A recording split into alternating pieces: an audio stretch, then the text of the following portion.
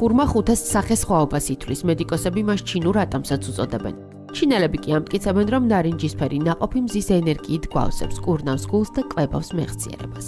ხურმა დიეტური პროდუქტია, მას აქვს შარდმდენი, ბაქტერიციდული ქმედებები. ამშვიდებს ნერვულ სისტემას და ამაღლებს შრომის უნარიანობას.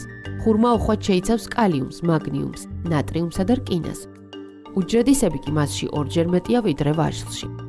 ასევე ბევრია სასარგებლო ნივთიერებები, ანტიოქსიდანტები, ნივთიერებები, რომლებიც თავისუფალ რადიკალებს ებრძვის. ხურმა ასევე დიდი რაოდენობით შეიცავს გლუკოზასა და ფრუქტოზას. 2 ან 3 ცალი ნაყოფით თავისუფლად შეიძლება შიმშილის გრძნობის დაკმაყოფილება. ხურმის ამ თვისებას დიდი მნიშვნელობა აქვს გულის მანკით დაავადებულთათვის. ორგანიზმი ხურმის შაქარს გულის კუნთის საკვებად იყენებს, ამასთან სიცხში გლუკოზის დონე პიკს არ აღწევს, როგორც ეს რაფინირებული შაქრის გამოყენებისას ხდება. ხშირად ხურმას დიეტური კვების დროს უნიშნავენ.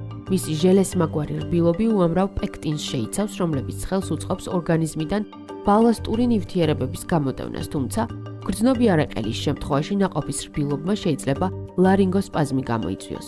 სასარგებლოა ხურმა შარტკენჭოვანი დაავადებების დროს. ნაყოფში შემავალი მაგნიუმი მნიშვნელოვნად აქვეითებს ქვების წარმოქმნის რისკს. ის ხელს უწყობს ორგანიზმიდან ნატრიუმის მარილების გამოდევნას, რომელიც თირკმელებს განტვირთვაში ეხმარება. გაციებისა და ხველების დროს ყელში გამოივლეთ 3 სუფრის კოვზი თბილ წყალში გაზავებული 1 მწიფე ხურმის წვენი.